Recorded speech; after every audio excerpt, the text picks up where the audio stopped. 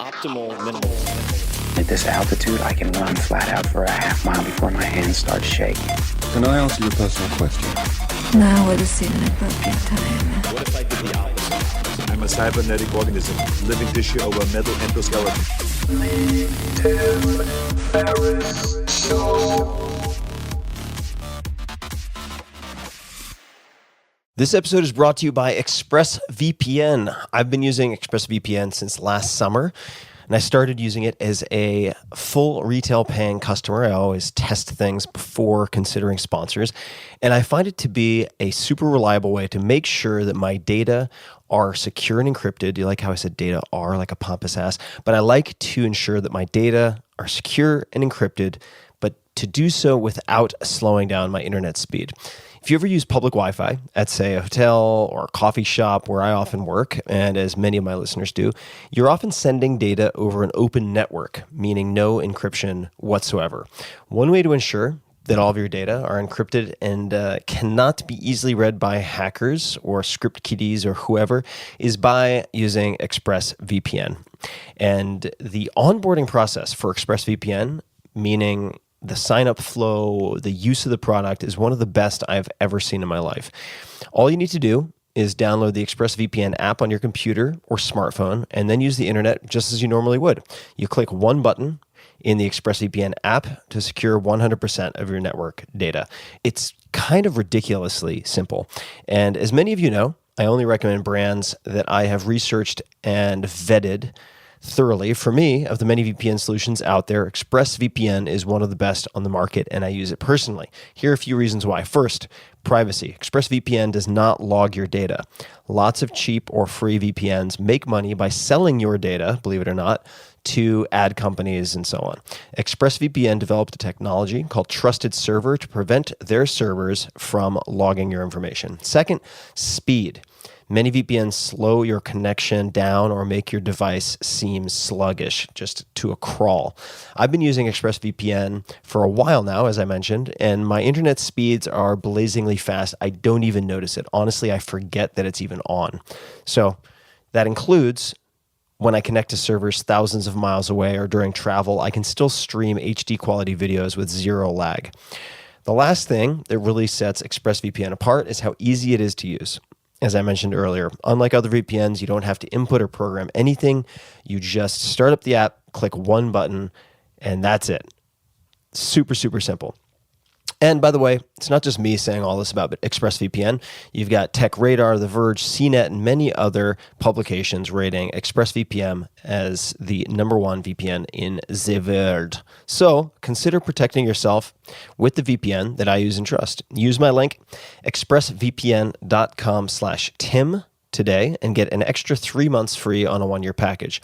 That's expressvpn.com/Tim. Visit expressvpn.com/Tim to learn more. This episode of The Tim Ferriss Show is brought to you by Athletic Greens. I get asked all the time, if I could only take one supplement, what would it be? The answer is inevitably Athletic Greens. I view it as, and a lot of you now view it as, all-in-one nutritional insurance. I recommended it way back in 2010 in the 4-Hour Body, and I did not get paid to do so. I've been using it since before that, and I use it in a lot of different ways. I travel with it to avoid getting sick, or to help mitigate the likelihood of getting sick. I take it in the morning to ensure optimal performance, and overall, it covers my bases if I can't get what I need from whole food meals throughout the rest of the day. And if you want to give Athletic Greens a try, they're offering a free 20-count travel pack for first-time users. I nearly always travel with at least 3 or 4 of these one-dose bags. In other words, if you buy Athletic Greens as a first-time buyer, you now get, for a limited time, an extra $79 in free product. So check out the details at athleticgreens.com/Tim. Again, that's athleticgreens.com/Tim for your free travel pack with any purchase. Hello, boys and girls, ladies and germs. This is Tim Ferriss. Welcome to another episode of The Tim Ferriss Show, where it is my job, as always, to deconstruct world-class performers, to tease out that habits, routines, influences, favorite books, and so on that you can apply to your own life. My guest today is a friend, Maurice Ashley.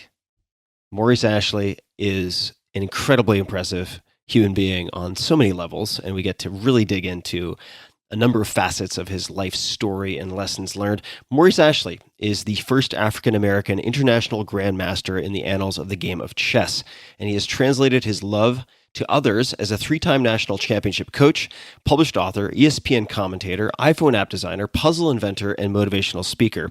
In recognition for his immense contribution to the game, Maurice was inducted into the U.S. Chess Hall of Fame in 2016. His book, Chess for Success, subtitled Using an Old Game to Build New Strengths in Children and Teens, shows the many benefits of chess, particularly for at-risk youth. His TEDx talk, Working Backward to Solve Problems, has more than 1 million views. He's also appeared with me in the Brazilian Jiu-Jitsu episode, which has some chess, of the Tim Ferriss Experiment TV series way back in the day, joined by our mutual friend Josh Waitzkin. Maurice is very well known for providing dynamic live tournament coverage of world-class chess competitions and matches. His high energy, unapologetic, and irreverent commentary combines Brooklyn street smarts, which we talk about quite a bit, with a professional ESPN-style sports analysis. He has covered every class of elite event, including the World Chess Championships, the U.S. Chess Championships, the Grand Chess Tour, and the legendary man versus machine matches between Garry Kasparov, or is it Kasparov? I never get that right, and IBM's Deep Blue. Traveling the world as a spokesperson for the many character-building effects of chess, Maurice consults with universities, schools, chess clubs, executive and celebrities on how chess principles and strategies can be applied to improve business practices and accelerate personal growth. You can find him online, mauriceashley.com, on Twitter at Maurice Ashley, and on Facebook, Grandmaster Maurice A, and on Instagram, Maurice Ashley Chess. And without further ado, please enjoy this wide-ranging conversation with none other than Maurice Ashley. Maurice, welcome to the show. Thanks for having me. I've been looking forward to this and hoping to have you on the show for so many years now. And we've had many different points of connection, but of course it began with our mutual friend and also a popular podcast guest, Josh Waitzkin, who has known you for a very long time indeed. And he has a quote, in fact, that is in praise of your book, Chess for Success, and it goes as follows, quote, Maurice Ashley has been like a brother to me since I was 12 years old. I know the man, I know the competitor, I know the artist, and I know the teacher. There's a lot of terrain for us to cover, a lot of nooks and crannies to explore, but I thought we would begin with Maurice the Jamaican. And I was hoping you could describe for us your beginnings, and we could just start with the genesis. Well, yes, I was born in Jamaica, the island, not the area of Queens. And I grew up there. I was there until I was 12 years old before I came to this country. But probably the most significant thing that happened for me in Jamaica was the fact that my mother left Jamaica to come to the United States when I was 2 years old. My brother was 10. My sister was 7 months old. And she had this opportunity to come to the U.S., but she couldn't bring all of us at the same time. She only bring herself.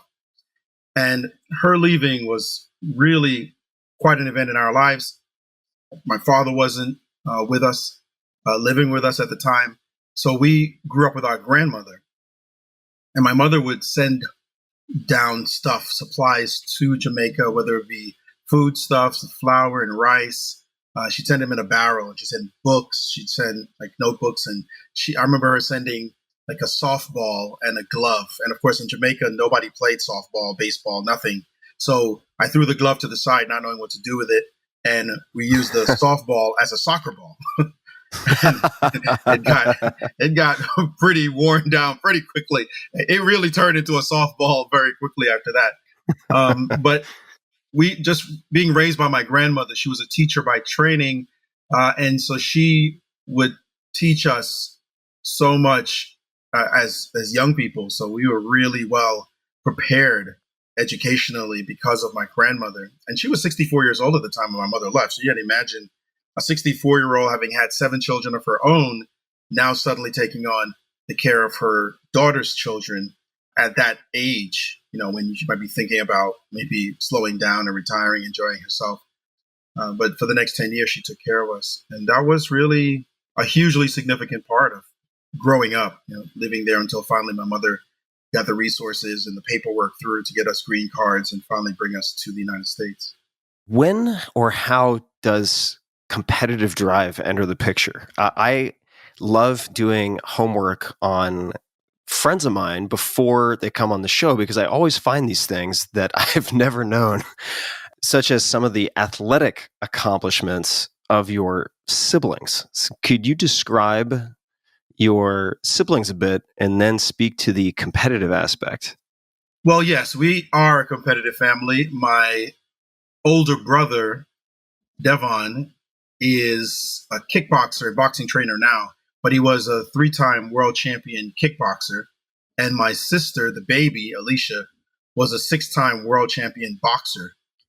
And so we always joke, about who's better and who's got more accolades. And we always try to one up each other. And, one gets into the Hall of Fame, the others are upset, and the other one gets in the Hall of Fame. And like my sister's not in the boxing Hall of Fame yet. So she's like, oh man, how you guys got that on me? So yeah, we definitely are a very competitive family. I think it started very young. I mean, my mother, despite not being a competitor herself, had a tremendous drive. Our family had a drive to succeed. Our circumstances were extremely modest. Jamaica wasn't what people think of it as, that at least the northwest side of Jamaica is Montego Bay and Ocho Rios and Negril and, you party and all that, reggae sunsplash. But we lived in Kingston, and Kingston was people packed on top of each other in not great conditions. And so we knew we wanted to be something special, but you just wanted to have the resources to be able to do that. And I think it was really fortunate that we finally got that opportunity, my mother's diligence. And eventually my father re-entered our lives as well. And he's a dancer. He's a dance teacher. He was a professional dancer. Danced with Martha Graham and was very accomplished at his own dance company as well. So, the family was just a pretty driven bunch. Why did it come to pass that you moved to the U.S. at 12? How did that happen, and why did that move happen? Again, my mother, she wanted to bring us up, but she couldn't, by the rules at the time, just bring her family with her. So she was allowed, in the 60s, there was a mass immigration of Caribbean folks, but you had to come by yourself in the main. And then after you had proven yourself, gotten your own citizenship papers, et cetera, you were able to bring your family up. And so a lot of children, they were called barrel children, which meant that parents would come, usually by themselves, to the country, and then they would send down supplies in a barrel. And so you'd wait for that barrel to be shipped so that you could open it up and get all the goodies from your parent. And that barrel was an indicator of how much my mother was working in order to supply materials for us to be able to survive in Jamaica. And it took her 10 years. And that's what happened. It just took her 10 years. She was in New York the whole time. At first she was a nanny. Then she got an office job and saved up her money and got herself ready because her 3 children were going to be with her. And she wanted to be able to afford that and take care of us. And so in 1978, we finally were able to come up, and it was just like her dream basically come true. A dream come true for us as well, because we had been living without our mother for 10 years. And you can imagine when that finally came to pass, it was just like a fairy tale. Was it also strange to be reunited after all that time? Absolutely. Or was it? No, absolutely bizarre. I mean, for us, our grandmother was really our mother, especially for me and my sister, right? Because we were so young. I was 2. My sister was less than a year old. And so we didn't have intimate knowledge of this woman. She would visit us when she could, every year if she could, but sometimes it took longer. And we would write her letters. It's funny. She showed us the letter. She saved the letters we wrote her from over 40 years ago. And I didn't know she had them until last summer. And she took out this pile of letters. And these are the letters. Actually, it's my daughter who went down to interview her. My daughter's a budding filmmaker. To interview her, my daughter said, "Do you know that grandma has letters that you wrote her from 40 years ago?" It's like, "What are you talking about?" She says, "Yeah, she's been saving them all this time." So when I finally go down to visit her again, I see these extraordinary letters that we wrote to her that kept that connection. And you imagine, it's not email. This is letters, handwritten letters being sent and waiting in expectation for letters to come back for our mother to tell us about how life was, where she was, and for her to hear from us. And I was a pretty poetic kid. I told her, wrote poems to her, how much I loved her and how I missed her and all that. It was quite an extraordinary thing to do, to be able to go back and see myself as a 6-year-old, 7-year-old, 8-year-old, as my thoughts evolved and my intellect grew as I wrote her letters. So it really was an extraordinary thing. Very strange to finally meet this mythical figure who would sacrifice so much for us to have a better life. Where did you land in the U.S.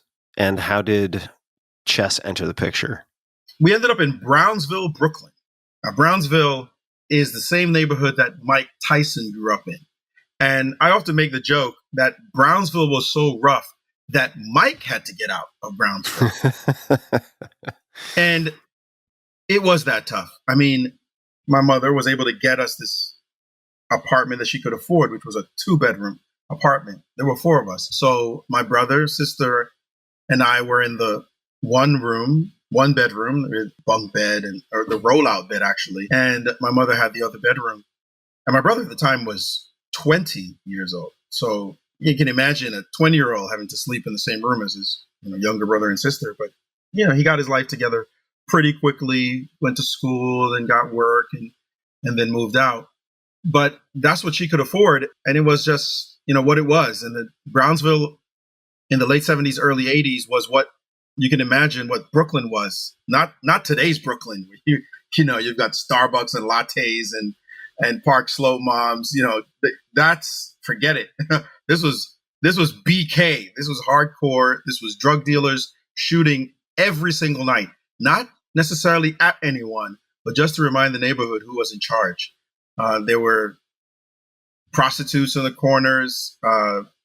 You had car thieves. I mean, it was a hot mess. It was Brooklyn.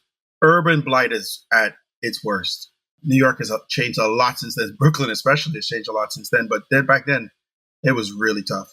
And to answer the second part of your question, and chess came into my life when I went to Brooklyn Technical High School. Now, I knew the rules of chess, actually. I knew the rules of chess from Jamaica because we played a lot of games in Jamaica.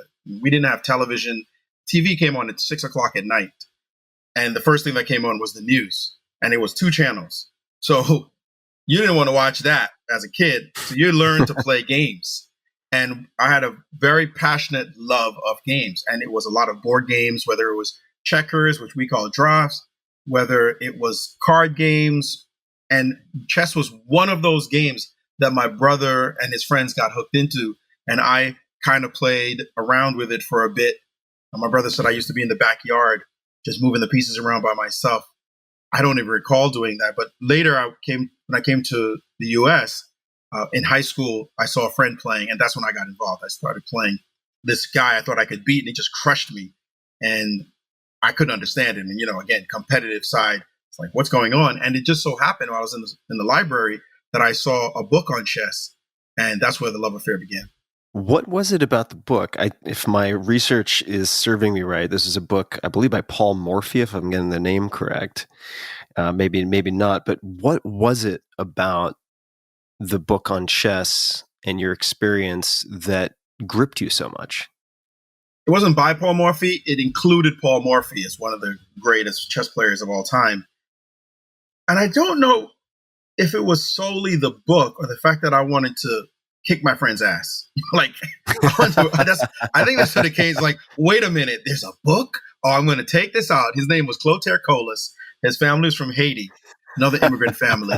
But everybody called him Chico.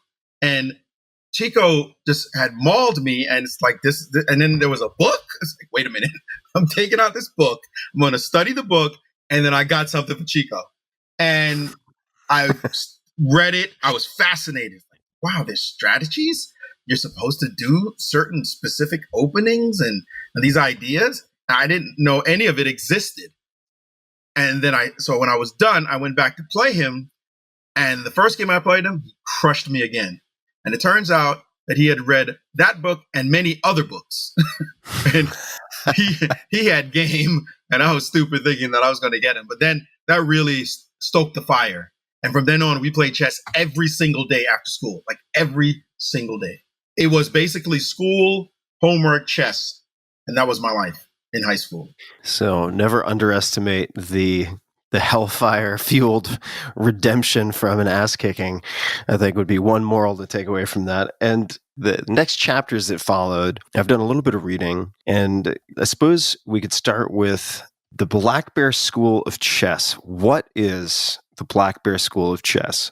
That is indeed the next chapter. The group itself, the Black Bear School, was a group of largely African-American males, one Latino brother in there as well.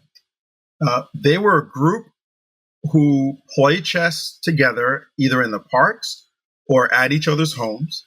They took chess deathly seriously. They studied books. They studied encyclopedias. They studied chess material, magazines in other languages. Even if they didn't speak them, they would get out a dictionary from a magazine. I remember you have a German magazine or a Russian magazine, Shachmatny Bulletin, and they would take a dictionary and go over each word, translating word by word to find out what was in the material. Which, you think about it. I mean, there's no Google Translate, right? You don't speak the language, and you're literally trying to figure out word by word what the explanation is. Of course, the piece names were different, but they were consistent. So, for example, in Russian, a bishop is a slon, and it would look like a capital letter C. So whenever you saw that, you knew that was the name of the piece that was moving, and then you know what square it was moving to. So at least the games they could go over very easily, but the explanations they had to look up and do it very slowly. So you can imagine the seriousness they took chess with. And I got to meet them when a friend of mine who I was beating told me that he knew a group that could beat me. And I was a big trash talker. So when he said that, I was like, please bring it. And he told me about the Black Bear School, and he took me to one of their homes, the home of Willie Johnson, who remains a mentor to me today. Everybody calls him Pop, but he was like a father figure to me. And I went and I played Willie that first game, and he was just so friendly and amicable, and he thought he was going to teach me a lesson. Then it turns out that I was good enough to hang with him. And that was my indoctrination into this group that just was so amazingly competitive. You cannot imagine. I mean, we were already competitive, and these guys were out to kill each other every single day, every single time they played. They'd play on the weekends. They would stay at Willie's house from Friday night until Sunday and just be playing chess. And generally speaking, we're talking about blitz chess, not the slower classical version where you stop and think for a while, but the fast version where it's just like dynamic and the clock, as you know. So it was just fun to be in that kind of group. And they didn't teach me anything. I was the youngest one, I was a big trash talker. They were very upset when I talked so much trash. They said, you got to respect your elders. They were generally about 7 to 15 years older than me. But they knew I had competitive fire. And so their way of teaching me was to beat me down, send me home, and make me go study. And that was training by fire. So just to define some terms, you mentioned classical chess and blitz chess. The way I've heard you describe the difference, and I want you to fact check this and correct me if I get anything wrong, but in classical chess, you might have a 4-hour session, say back in the day, 4-hour session, a break, you sort of recuse yourselves, study the position, come back the next day, play another 4 hours. You can take your time. With blitz chess, how much time does each side have? Well, or I guess it varies, but the way that you guys played. Yeah, 5 minutes per side for the whole game. It's a 2-faced clock, so each side has their own time. Whenever I make a move, I press the clock, and the other person's time starts ticking. My time freezes, and we play the game that way. If you run out of time, you lose. So you can imagine 5 minutes total per game. Now you have even faster than Blitz. You have Bullet, which is 1 minute per side, which is really like Edward Scissorhands speed. Pieces are moving, but 5 minutes was still plenty fast. But enough time for you to study the position somewhat, get a good feel, and go. A lot more instinct, a lot more tactical tricks and traps, some definitely room for strategic play. But classical chess, back in the day, as you described it, you would adjourn games after the first time period. When computers came along, you couldn't adjourn games anymore because people could just go to the computer and ask for help. So that killed adjournments. And now games could last between 3.5 to 6 hours. There's no set time because you keep getting time added depending on the number of moves you play. And it varies. But like I said, between 3.5 to 6 hours. That gives you ample time to study, to be accurate, to analyze all the moves, to play strategic niceties, nuances. But that's not what we grew up on. In Brooklyn, it was all body blows. Just hit him again, hit him again. And guys had tactics. When I say tactics, I mean moves that were like pyrotechnics. You think, where did that come from? You thought you had the position under control, and somebody would drop a move and it would just explode on the board. It's like, what? That's playable?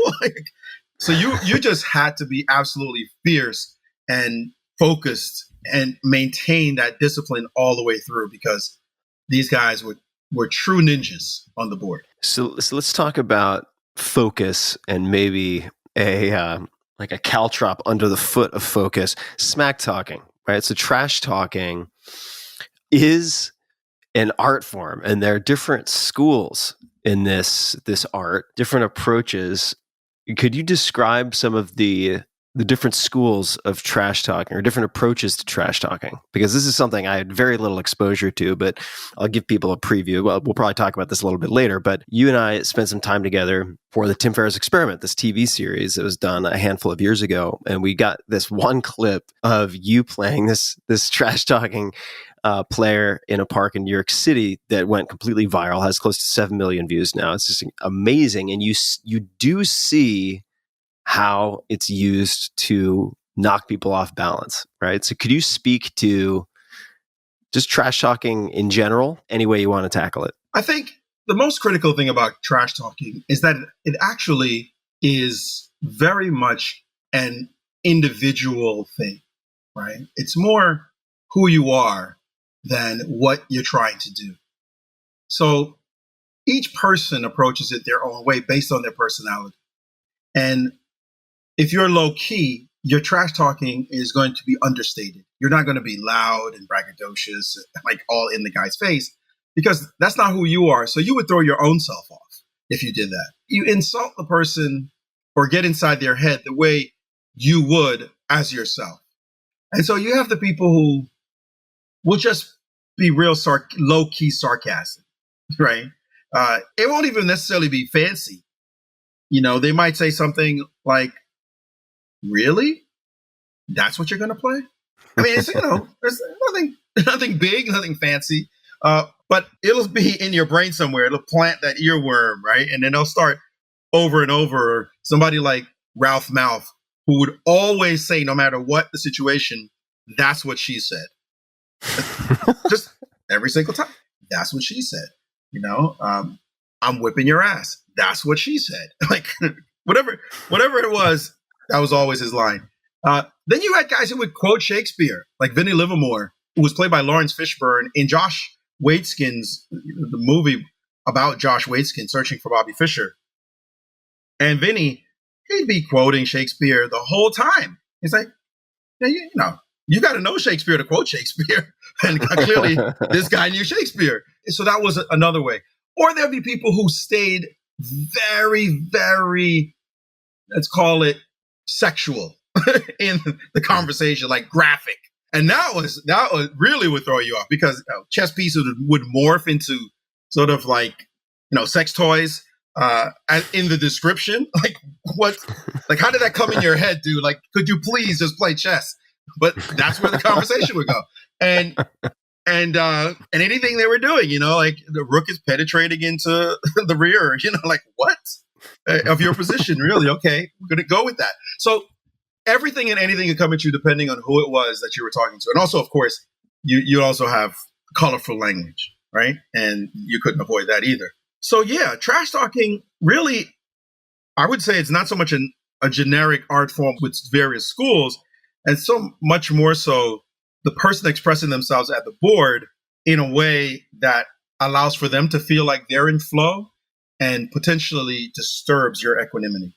And if that happens, then you're done. Like I saw people who were better chess players just lose their cool at the board because the other guy just kept talking. And the worst thing to do to a trash talker is tell him to stop talking. That's the worst thing. Like, now you're done. Now you're like, really? Okay, I'm going to stop talking. I'll stop talking because I want to respect you. So I'm going to stop talking right now. I mean, really, you're a better player. So let me stop saying anything and disrespecting you by talking. That's what's going to happen. It's just going to be unending stream. And you're never going to get past it. So the best thing to do is to keep cool. And so for me, that was really good training in not being distracted no matter what was happening around you. Did any of those players in the Black Bear School of Chess, Black Bear School, go on to play elsewhere? And where did you go in terms of evolution from that point? Absolutely. These players ended up becoming master players, like legit chess masters. Not as far as grandmasters and international masters, which is the highest levels of chess, grandmaster being the highest title you could have. But these were strong players. Now, the problem for the Black Bear School, in my opinion, as I was coming up, was I recognized that it was a bit too much infighting. Players wanted to beat each other. So you had the best players like William Morrison, who we called the Exterminator, or George Golden, the Fire Breather. And then you had guys like Ronald Simpson, as I mentioned, Willie Johnson, Ernest Colding, Mark Mears, Chris Welcome. These guys were serious high-level talents. But their best wish was to destroy each other that day. And for me, coming up as a young player, I was in my teens, I didn't see the value in just beating them because the people I was reading about in the books were grandmasters, famous players. And I wanted to be like the people in the books. I wanted to play at that level. And the only way you could do that was if I left the group or didn't stay just inside the group and played in the clubs in New York. And I was very fortunate because New York is a hotbed for chess activity, and some of the strongest players in the country were living in New York. So I started going to the Manhattan Chess Club, the Marshall Chess Club. Those are the two venerable clubs, and playing against the grandmasters there. And that took my game to another level. And it eventually allowed me, in fact, to come back to the Black Bear School and become the president, as we called it. I started dominating those guys because I wasn't just about playing inside this one group. Did you decide to go to the clubs? Did someone else suggest it? How No, did that I come did. about? I did. Once I found out that clubs were there, I wanted to find out who played there. Where can you find the best players? And so I went. A friend of mine, Sam Singh, and we hung out. He had a beat up car, but it was good enough. And we would drive to the city regularly and play tournament chess and play against all the masters and international masters and grandmasters of the club. And that really took our game to another level. What is the atmosphere in a venerable chess club? What does that look like? What does it feel like? As you would expect, it was not Brooklyn. I can tell you that. Not Brownsville. It was different. It was definitely different. You had people who were coming out of work, businessmen in suits. They didn't quite know what to do with a young black kid from Brooklyn. And so it was definitely a different vibe to what I was normally experiencing. But chess is chess. And once you see good moves, you understand you're playing against a player. So I wanted to be that player whenever I played against those guys. And, that's what it was like. So it was definitely a much more formal affair, but it was, as long as it was about chess, then I didn't care. I want you to correct me if I'm getting this wrong, but I read about a moment when things seem to have crystallized for you in a way, and that was watching Tiger Woods in 1997. Was that an important moment for you? Absolutely. Absolutely. You're fast forwarding big time, though. So now I'm way out of my teens.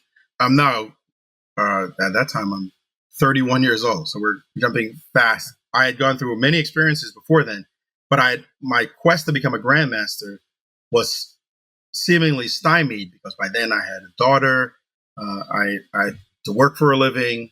I was teaching chess actually primarily, but I was also doing chess commentary and the like. And so I was fully involved in sort of fatherhood and making money. And my dream was to become a grandmaster. So by the time we get to Tiger in 97, he was at the Masters and he dominated that Masters. Remember, that was his coming out party. And that really struck a chord for me because when I watched him be a dominant player in a sport that largely didn't look like him. And I was in the same boat in my sport. Chess is a sport, yes. And I felt like one day I wanted to do that. I'd been dreaming about that for so long and I had never done it. So when I saw Tiger do that, I went into a bit of a depression at first. I was like, what the heck? You know, I'm distracted by all these things that I'm doing and I'm not focusing on my game, my craft, my passion to finally do what I've always wanted to do. And that eventually turned into inspiration, the search, the quest to finally do it.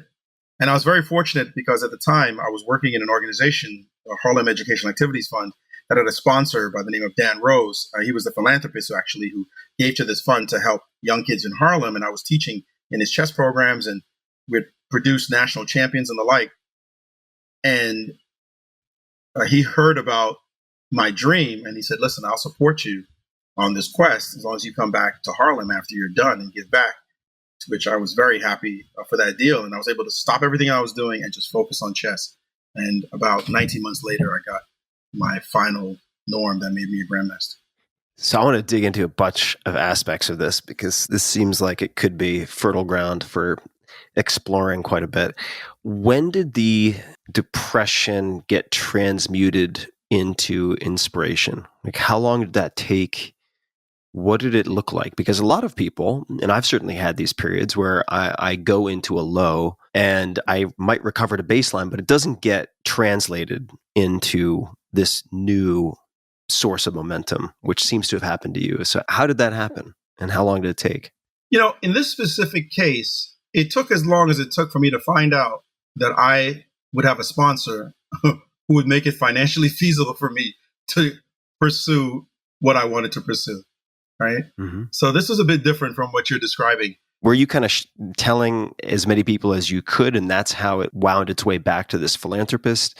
Because that was it was sort of manifested, not in the secret sense, but he somehow heard about this dream. So I'd just love to hear you describe how that came together, sort of accidentally, indirectly, or otherwise. Yeah, it was sort of incidentally. The woman in charge of this foundation, her name is Courtney Welch. She was a friend of mine as well. So she knew, of course, she was the one who hired me to teach these kids chess. And I don't know how long after this happened with Tiger, and I'd been marinating in my spirit. And, you know, I was like a caged tiger, if you will. And I was talking to Courtney about it. And of course, she was the head of the foundation that Dan supported. So she knew him well. So when I was talking to her, I said, you know, I can't believe what happened with this thing has really been bothering me. And I feel like I'm not doing everything I'm supposed to be doing. I'd really had gone to the top of coaching. Like I said, my kids had won the national championships, my students. I was doing commentary. I was traveling the world doing commentary. I'd done a CD-ROM by then. And it felt like I was doing everything that was just peripheral to what I really wanted to do. And I was basically letting her know that this is where my spirit was. And she was the one who said, well, why don't you just ask Dan? And that hadn't even occurred to me, even though he was just basically 1 degree of separation away. I said, I don't know. Okay, I guess. And so I just did. And very quickly he said, I love this. You know, you've done so much for the kids and for our organization. I'd be happy to support you. And I feel like that's an important thing to, like, when you have a dream, you're not on an island, right? You're not isolated. There are people around who will sense your sincerity, will sense your drive, will sense your determination.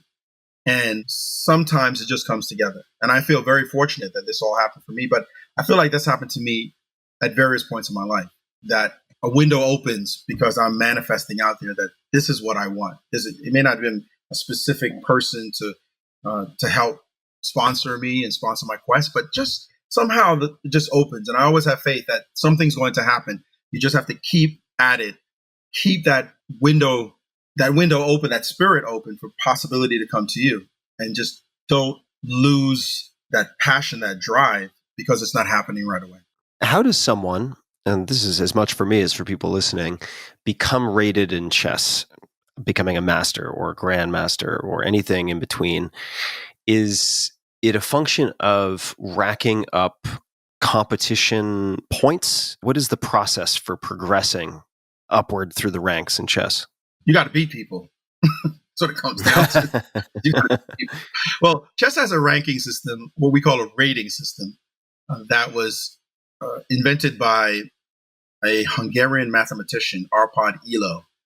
And he came up with a way of weighting results to compare players against other players. And once you start that and somebody has a number and then you play against that person, you get a certain number of points for beating that person or for drawing that person, or you lose points for losing to that person. And then you find out where you are on the totem pole. And that is, now you spread that out to millions of people, and chess players all around the world get these ratings. Now, we have class players, so class A, B, C, on down. Then you finally becoming a title player is when you become an expert or a master, an international master, international grandmaster, and you're moving up the rating scale. But again, you have to do it by beating people at that next level for you to bring yourself up, or dominating your level, which means you don't belong in that level anymore. So you just start accumulating a massive amount of points. It's very similar. Tennis uses pretty much the same thing. To get the title officially, however, titles like international master or grandmaster, you have to perform at a certain level, rating level, against other internationally ranked players. And those numbers, it's again a formula depending on who you're playing against, very specific numbers. But man, they put that level so high that people spend years and years of their lives trying to attain the norms, as we call them. And you need to do it 3 times. So imagine taking like the bar in law, and somebody says, you're going to have to take the bar 3 times. You're going to have to pass it 3 times. Except the bar, at least you can study for, and there's content on there that you have to learn. In chess, you have to deal with the fact that whatever you know, there's somebody sitting across the board trying to destroy you and prove you wrong. And that's a very different kind of ladder to have to climb. So no grandmaster wants to be the one that somebody else stepped over to become a grandmaster themselves. And so it's cutthroat. It's trial by fire. It's amazing. It's like the top black belts in karate, right? Your Bruce Lee's. Imagine having to fight Bruce Lee if you want to call yourself a professional fighter. You know what I mean? That's the kind of stuff you have to do in chess. And so it's quite a journey. So let's talk about the dusting off the gloves, right? So you are teaching, you're commentating, you're doing very well in these various fields. You've created instructional materials. Then you decide to get back in the ring to try to actualize this dream. What does it look like to get back into training shape, so to speak? What do you do? So first things first, all the chess books get pulled out. You've got to have material, stuff to learn. At the time, one great development, we're talking 1997, was computer databases on chess. So we're talking about collections of games of famous players, or even not so famous players, that were archived, and in such a way that you could research individual players. So that meant that if I had to play Tim Ferriss, if he's played in a tournament somewhere, that game gets archived. I look up your games and I say, oh, so you like the Sicilian defense. Let me make sure I prepare, because that's what you're going to play against me when I play you in a couple of weeks' time. It's like watching tape on a boxer. Exactly. Or right? Any sports team. We're able to record all the games. That's one of the great things about chess is we have games from hundreds of years. We have games from centuries ago, right? Easily games from the 1500s, Italian players, Italian school of chess. We have games purportedly Napoleon played. There's some doubt whether it was him. But nevertheless, all the top chess players of the past, and certainly those of the present, we have their games. So that is important, because you're talking about initially hundreds of thousands of games. Now the databases are 7 million to 8 million strong, meaning number of games. So I could research the best players if I'm going to play the world champion. I research, boom, Magnus Carlsen's name comes up, and I see all his games. But not only that, I'm able to very easily check which are his favorite lines. Well, that guy plays everything, but where is his inclination? When does he lose? What kind of things happen to cause him to lose games? What kind of situation am I trying to avoid? So that's when you have to really dig deep into the psychology of the player through the information you're getting from their games. And that's a huge part of our preparation. And you can't do that half-heartedly. You got to be ready. You have to. That's digging. That's note-taking. That's research at the highest level. And you got to study your openings. So like I said, so you combine openings, book study, database, openings. And then on top of that, you need to have a trainer. You need to have somebody who has had great experience in chess, who may be retired now and has been through all the wars, but now is in an advisor role. And you pay him that money or pay her that money because they're going to say to you, you know what, this situation right here, you should be doing this. This thing right here, now that's not you. You shouldn't try studying that. Try this line. And then you call them up. You got a big game. Hey, what should I do in this game? I'm playing so-and-so. And they help you and you do the research. So it's all that support system. The top players have more than one person on their team. They have a team, a real team. So you just get that together so that you could be prepared like a fine-tuned assassin ready to play. Just a quick thanks to one of our sponsors, and we'll be right back to the show. This podcast episode is brought to you by Helix Sleep. Sleep is incredibly important to me. I study it. I research it. It is my end-all, be-all. It determines so much else. And I've been sleeping on a Helix Midnight Luxe mattress for the last few years. I also have one in my guest bedroom, and feedback from friends has always been fantastic. Helix was selected as the #1 best overall mattress pick of 2020 by GQ, Wired, Apartment Therapy, and many others. Just go to helixsleep.com/Tim, take their 2-minute sleep quiz, and they'll match you to a customized mattress that will give you the best sleep of your life. They have a 10-year warranty, and you get to try it for 100 nights risk-free. They'll even pick it up from you if you don't love it. And Helix is offering up to $200 off all mattress orders plus 2 free pillows at helixsleep.com/Tim. One more time, that's Helix, Helix, sleep.com/Tim for up to $200 off. What does it look like to build mental and physical stamina for the game of chess? I mean, you said earlier, and it is a sport, right? Referring to chess. I can't even conceive of trying to concentrate on a single game for 6 hours, right? It's hard for me to conceive of, and I consider myself pretty good at focusing. But when I lived in Japan as an exchange student, it was my first real exposure to any chess. It wasn't Western chess, but it was shogi, which is Japanese chess, and then Go, which is a whole separate animal. And I was toast after 30 to 60 minutes, complete toast, worthless. So how do you build mental and physical stamina for high-level chess? Well, physical is easy. You just get on the treadmill, you go swimming, you run, you bike, you do whatever it is that you have a good time doing, preferably you have a good time doing, but you make sure you get that cardio burn because you're going to need reserves of energy when you're playing for that long. So exercise is a must. And you look at all the top players now, nobody's overweight. Like nobody's overweight. In fact, you're burning so many calories when you're playing from the intensity of it. I know they just did a study, which I think is completely insane. The numbers that they came up with, something like 6,000 calories burned during a chess game, which I find that's like, it's a big number. I know we're like doing a lot, but that seems like over the top. But that's essential, first of all.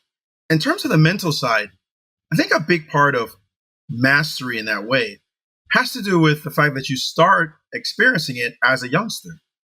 So you train over the years and years and years. You learn by doing, right? When a kid first starts playing chess, kids are not stopping to think. Like first move that comes to mind, boom, that's what I'm going to play. Boom. So that works for a while. And then you do that against a good player and then you lose. Yeah, you make a mistake and boom, you lose again. And then it's the kid that stops and says, okay, I need to stop and look now because that person is actually threatening something with their moves. And I need to respect that. And so they stop, they start slowing down. And the more you do that, the more you start training yourself to be more thoughtful and respectful of your opponent. And that's the building of the discipline of the mind that happens very early on, which is why we teach chess to kids, because that process happens automatically. And I'm sure, as you said, you were toast after 35 to 60 minutes, but if you loved it enough, or if you couldn't tolerate that ass kicking enough, and you'd be back and back and back, you would just keep doing it and doing it and doing it. And soon you would get that stamina so that you could go an hour and a half, 2 hours, 2.5, and beyond. The other thing that some people use is meditation, a way of quieting the mind and the spirit so that you can really focus and not get ahead of yourself when you're playing. That's a huge part of it as well, that kind of mental training. And anything you can do. I did Aikido, martial art Aikido, for some years as well. And that was extremely, extremely helpful in centering me and getting me to recognize the openings that were possible in my opponent's position, that I would be there because they were overly aggressive. So we use every trick in the book. I was going to ask you about Aikido chess because I found a mention of Aikido chess. Could you elaborate on how you tie those two together? One of the greatest books I've ever read is called Aikido and the Dynamic Sphere. It's by O'Radi and I want to say Weston, but I think I got that wrong. Westbrook. Anyway, it's Aikido and the Dynamic Sphere.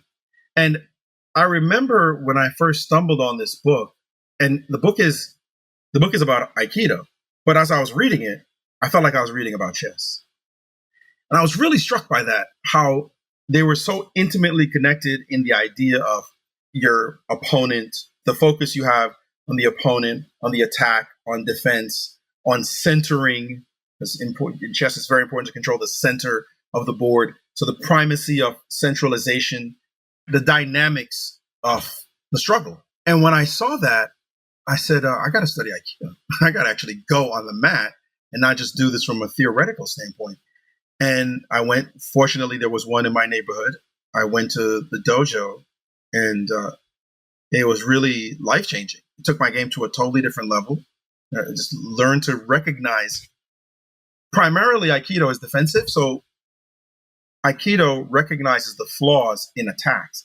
And I would say, like, I'm from Brooklyn. We had a school of chess that said, you attack, that's how you go. My friend Ronnie Simpson used to say, ever forward, never backward. So he's not backing up. When he's coming after you, you're supposed to die. But you did that against the best players, and somehow they would sidestep your attacks and bring their pieces inside the gaps that you left behind. And that's exactly what Aikido and many of the soft martial arts are about, is finding the gaps and letting you get as much of your attack as you want off, but just getting off center enough that you miss or you barely hit. But then the return coming at you is going to come with tremendous force. And when I was able to physicalize that, like get it into my body and then internalize it, and then transfer that into mental mapping onto the chessboard, my game went to a completely different level. And that really is what took me to becoming a grandmaster, as far as I'm concerned, because being able to do that meant that you had to stand in the middle of the energy, the tornado coming at you, and just find that soft point and say, no, I'm fine. Everything is okay. This attack's not going to work. That was a whole different way of thinking that I hadn't studied before. And because of it, I was able to change the way I played and improve as a player. What was it like when you became a grandmaster? Can you tell us about that experience? Was it all you hoped it would be? Were you shocked? Was it anticlimactic? What was that experience like? It was depressing. It's depressing. It was depressing. It's extraordinary. At first, there was the whirlwind of becoming a grandmaster. I got a lot of press around being the first African-American grandmaster in history and all that. But when you're on a life quest, right, this is something that you always dreamt about doing. Every day you wake up and your North Star is this goal, right? This is what you want out of life. Like, I want to become a grandmaster. I don't care about anything else. I want to become a grandmaster. I would wake up thinking, please don't die today, Maurice. Like, I don't want to die. I just want to become a grandmaster. And that fueled my passion. I mean, I'm serious about that, by the way. Yeah, that's all I wanted. That's all I wanted. So when I got there, there was that feeling of elation, joy, satisfaction, relief. Like, it had finally happened.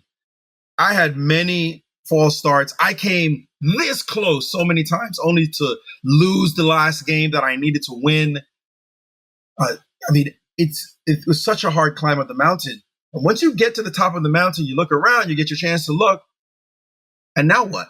Like you got a nice view. That's great.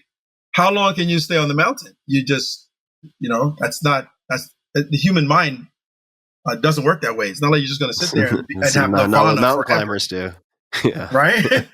Yeah. So you need another mountain. And that like next 6 months, I couldn't find another mountain.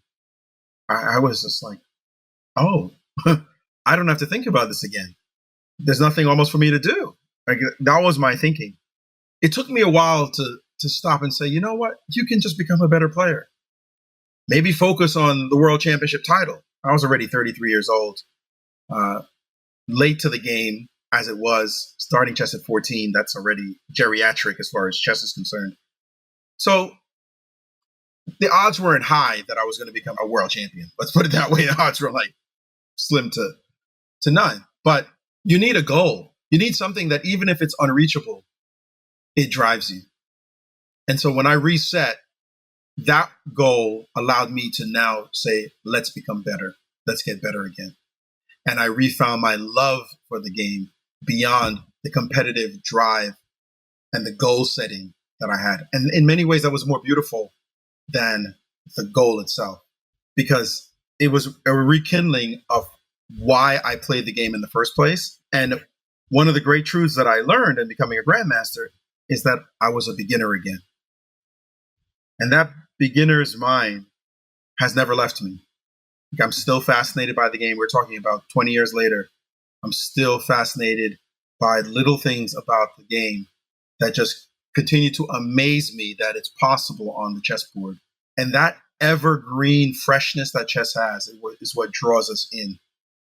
And it's made me happy all these decades. Let's talk about beauty and captivation, because I'd like to take that lens and apply it to coaching and teaching. You've had some very successful students, very successful teams. How do you hook kids on chess? How do you make it captivating?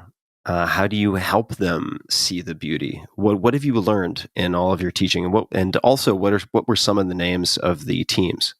The Raging Rooks. That was a great team. That was my best team. In fact, they won a middle school championship in 1991. Straight out of Harlem. My teams both teams were out of Harlem. And we didn't have any stars on our team. We didn't have big time players, masters and the like. We just had kids who loved the game and had passion and heart and would listen to whatever I told them to do. The Dark Knights were another team that we had, and same deal. And for me, it really wasn't about creating stars or even winning a national championships. Again, the idea of setting a goal is important because it allows you to focus. But you asked me what I learned. The two things I learned from coaching. Number one, I was very lucky that what I was coaching was chess, because the activity was the real drive. Chess is just a great game. Right? Chess is just a great game. It's been around for 1,500 years because it's a great game. It doesn't get old.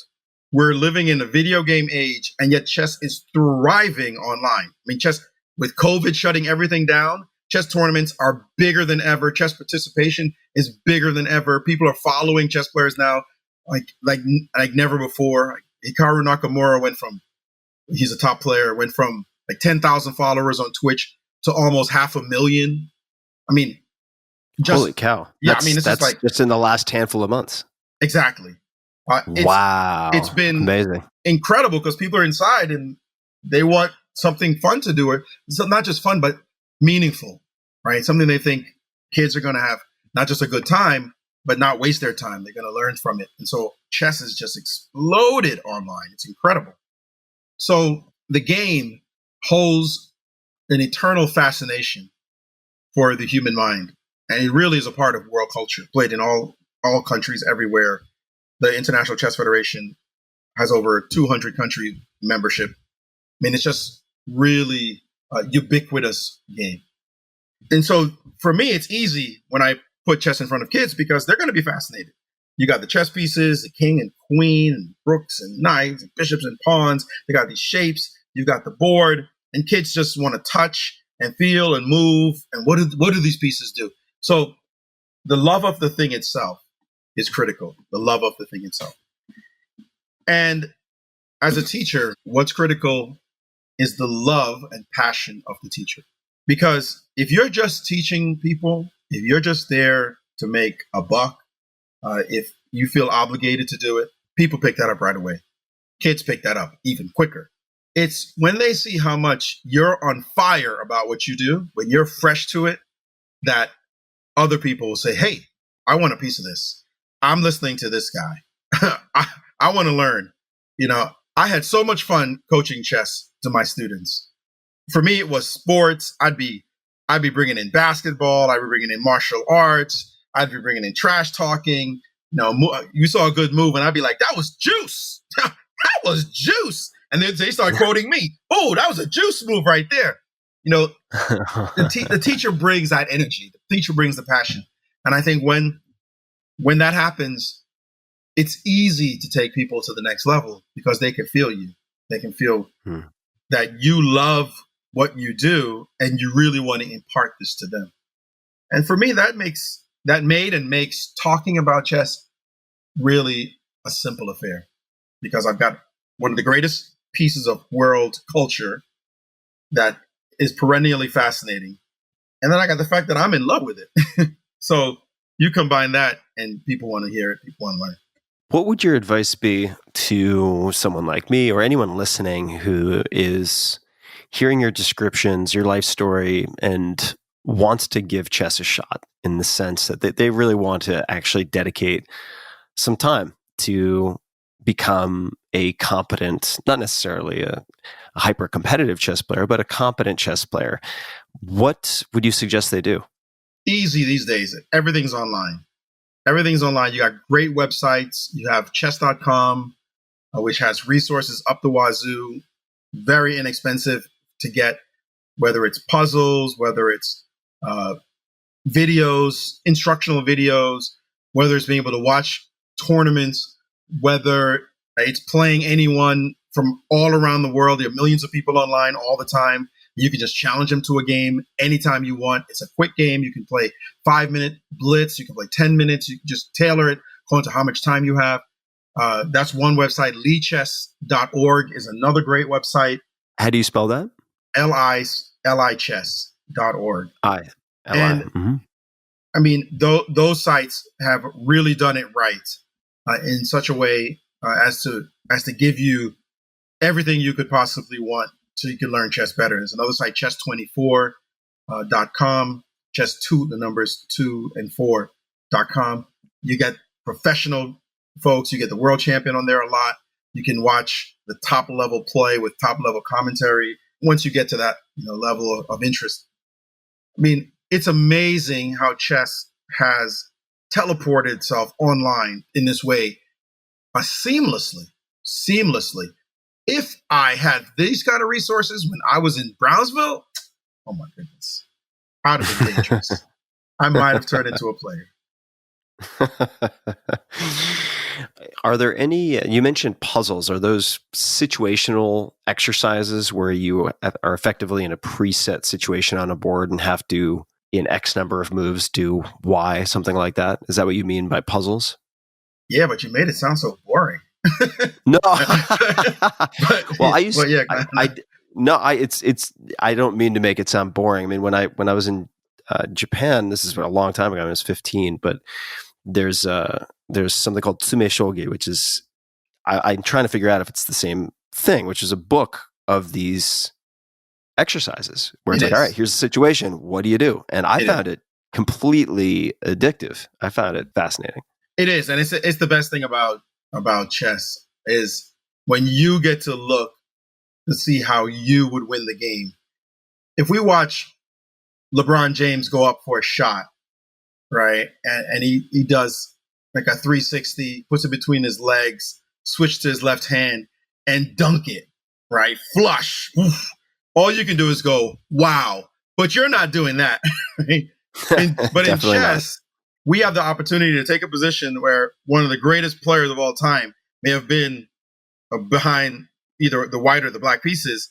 And it says, okay, you get to be Garry Kasparov or Magnus Carlsen or Paul Morphy or Alexander Alekhine.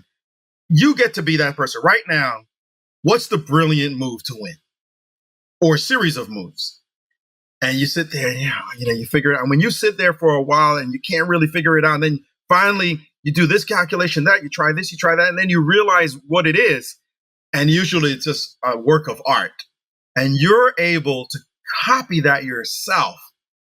I mean, you feel like a genius after that. What a great feeling, right? Like, I could play like him, right? But yeah, not really. You got to get that position yourself. That's the hard part. But it's so much fun. It's so much fun to be able to get inside the minds of the great geniuses. Do you have any favorite books related to chess? If somebody wanted to, in addition to the websites and electronic tools, to have something to take with them on a trip or on a weekend when they want to kind of in an analog way dig into chess, do any resources come to mind? I mean, there's so many great books out there. My friend Grandmaster Maurice did a great series called the Winning Chess series.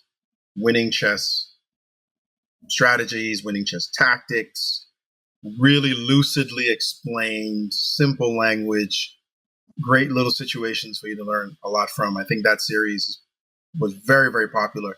It's published by Microsoft way back when, but it's evergreen.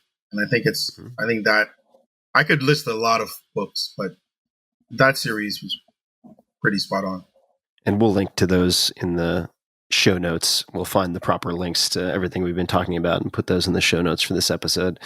Let's continue with books. So one of the bullets that I have here for discussion is the importance of biographies. Can you expand on this, please? Yes, absolutely. Biographies are some of the most inspirational materials out there. I think people read different things, right? But if you really want to know the journey, the path to mastery, the path to becoming a champion, the obstacles that you may have to overcome, how to deal with those obstacles, there's nothing like reading the lives of great people. And it's almost like the secret sauce for success along the lines of motivation and deep learning, deep patterning.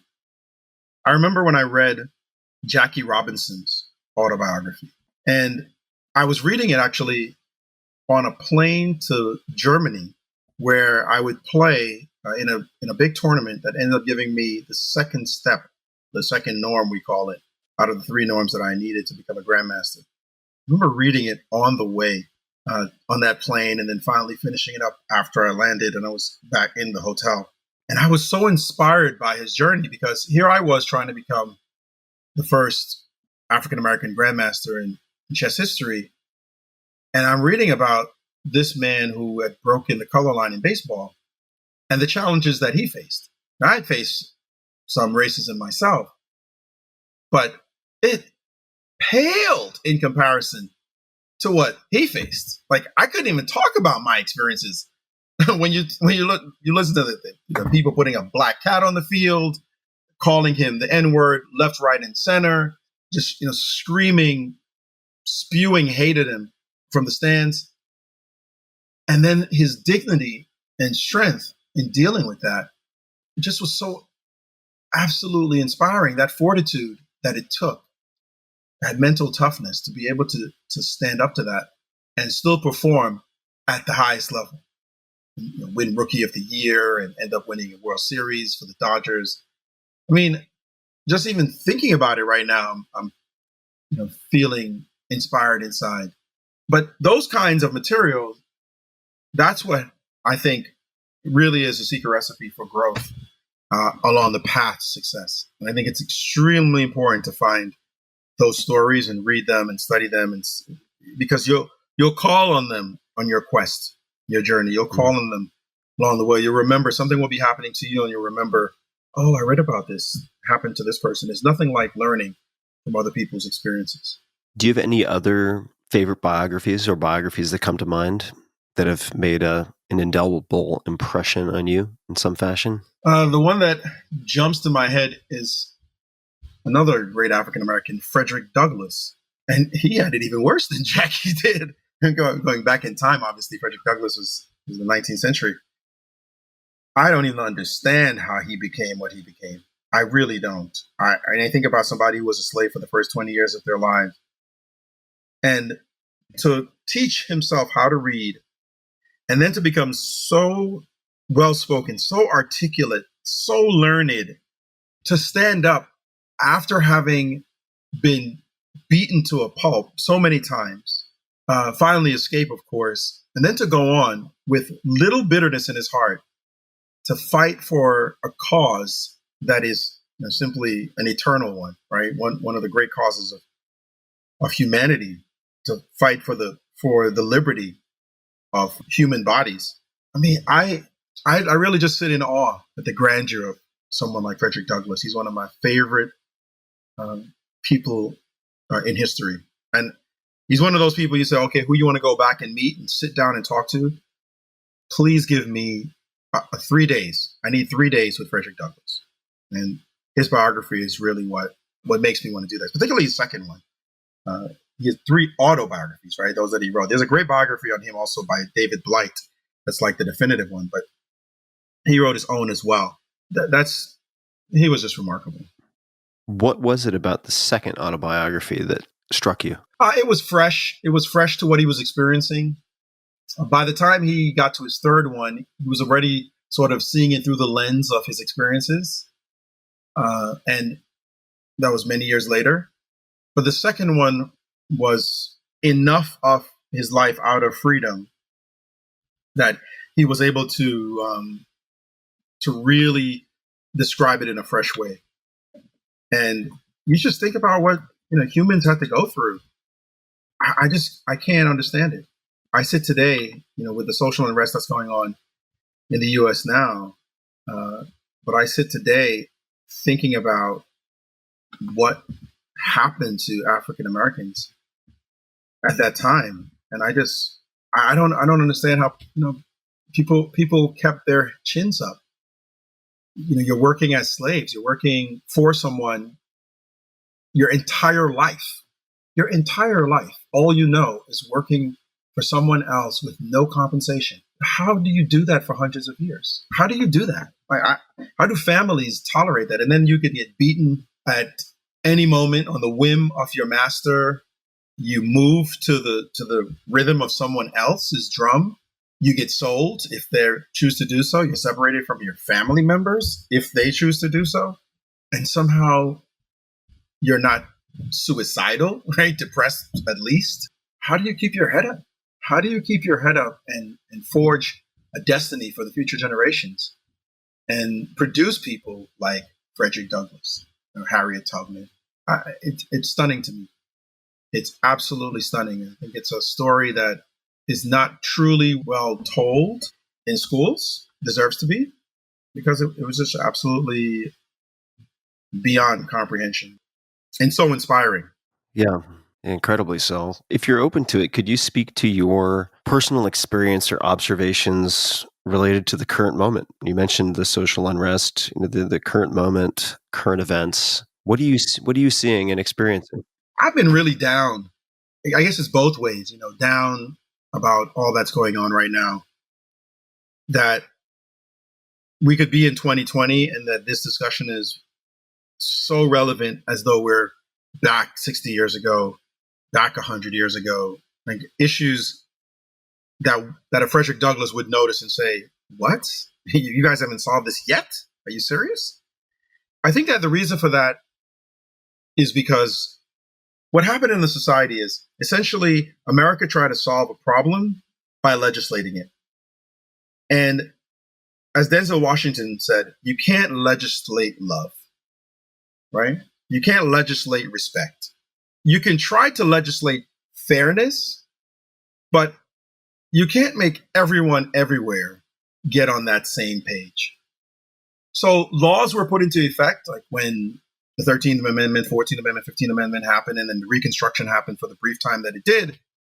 But then people's hearts hadn't changed. So immediately after Reconstruction came this redemption period in the South, where they just simply undid all the benefits of those amendments and carried out terrorist campaigns against African Americans through intimidation, through burning down homes, through burning down neighborhoods like in Tulsa, through lynchings and the like, that set it all back, and putting in clauses, anti-voting clauses, or making it very difficult to vote. If your grandfather hadn't voted, then you couldn't vote. Well, of course, my grandfather was a slave. Of course, he couldn't vote. You know, all these impediments to keep African Americans down. And then you fast forward to 1965, 64, 65, and you get the Civil Rights Act and the Voting Rights Act. And those are, again, implemented as federal laws, but you can't legislate that on the ground people would necessarily embrace this principle and begin to carry it out in every way. The nefarious fingers of segregation and racism had entrenched themselves in such a way as to make it very, very difficult to undo. So a lot of people want to hope that these laws somehow changed everything fundamentally. And there have definitely been changes. I mean, you can go to a hotel now in places you couldn't before, you had lunch counters you couldn't, et cetera. But so many other issues remain, whether it was in fair housing because of redlining, African Americans couldn't get loans for homes, whether it's education, because if you live in a poor neighborhood, your taxes pay for your school, but your school is going to obviously be underfunded because you're in a poor neighborhood. Or whether it's incarceration, where African Americans are incarcerated at a greater rate than others. And then this current issue of police brutality. And if these things weren't literally attacked, like, you know, so you could address them comprehensively, then they weren't going to be solved. It's really that simple. They simply weren't going to be solved. We sort of hope for a certain evolutionary effect, if you will, like it will happen over time. The law is there in place. Therefore, now everything else was going to undo itself magically. And what history has shown is that it just didn't. And sooner or later, you'll have these flare-ups that show the inequities that exist. And if the greater society, that is the majority in this country, doesn't feel impassioned to make the change happen, the change won't happen. It's just the tyranny of the majority. You know, as Alexis de Tocqueville said, democracy has its tyrants as well. And the tyrants are actually the people, the majority of the people. The majority doesn't feel that an issue is that important. They won't address it because they don't see it as a problem. And until the majority sees it as a problem and embraces it and now wants laws to effectuate that, it simply will not change. That's the only way it changes, is the majority gets on board with it.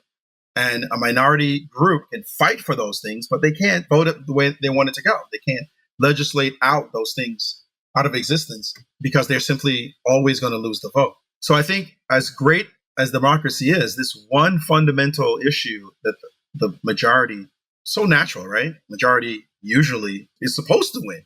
If there's 10 of us, 10 buddies, and 8 of us want to go to the movies and 2 of us want to go hiking, the 8 of us want to go to the movies. That's what's going to happen.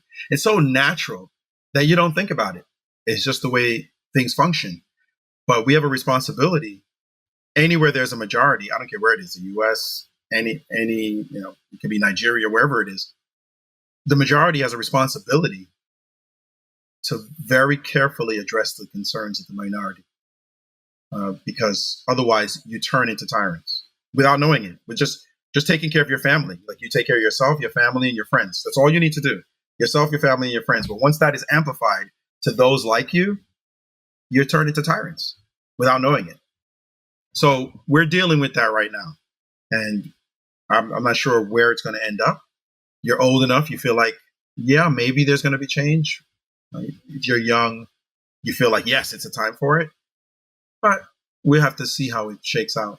Thank you for sharing all that and elucidating it. I mean, and certainly giving voice to it so well. Are there any particular changes or any particular actions that you would like to see in the next, say, 2 to 3 years if you could direct things in any way?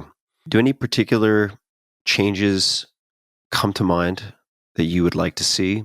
Is it more a cultural shift that needs to happen by attention being paid by a majority to the plight and inequities that affect the minority? Are there any other particular examples that come to mind for you? Yeah, so that first one is big, right? That's where it all starts. If the majority doesn't realize or doesn't take an interest, doesn't care, doesn't focus on the concerns of the minority, and again, minority in any sense, then whoever has the vote wins, right? And so that has to be where a mental shift takes place. That's where it all starts in terms of legal, right, structure. And then in terms of specific concrete steps that can be taken. So I can start talking about, you need to address over incarceration of young Black men, or you need to address racism in police departments, even if it's just a small percentage, but that small percentage needs to be rooted out aggressively. And you can't have good cops ignoring bad cops, right? I don't care if you might say whatever percentage, the percentage we don't know the percentage, but let's say it's 98%. That 2% has to be weeded out aggressively. You need to address the stress that police officers are dealing with when they're on the job. It's an extremely high stress position. Give them help, give them evaluation. Maybe they need a little extra time off, whatever it is, to make sure that they're coming to communities whole and healthy and ready to be champions of justice that we expect them to be. So, that's specific areas of concern we can address. I think that for me, the two big ones are police tactics and education. Mm-hmm. I came from a family that said, you pull yourself up by the bootstraps, you work your tail off, you will be successful. That was our formula, right? But you can't have structural impediments that stop that from happening. And the reason why policing is so important is because police have the right to take life. They're the only group in society that just has the right to take your life on a judgment call of somebody who might have just joined the force and maybe 22 years old, but has to make a snap decision and just makes it. And then this person's lost their life. So that's important because it's traumatizing the community when that happens. If it happens unfairly, it happens regularly and unfairly, even in perception, that's traumatizing to the community, because when one Black person feels under siege, I guarantee you the larger group feels under siege. And I don't want to think about my son walking down the street, my beautiful son who just graduated high school and has all the aspirations to become an artist, and then somehow gets mistreated a certain way. I couldn't survive life if something happened to him. I couldn't imagine anything, right? So it's important that that is a place where we feel safe, we feel respected, we feel like justice is properly served by those who are champions of justice. You want to look at every police officer and say, this person's a champion of justice. They're a hero.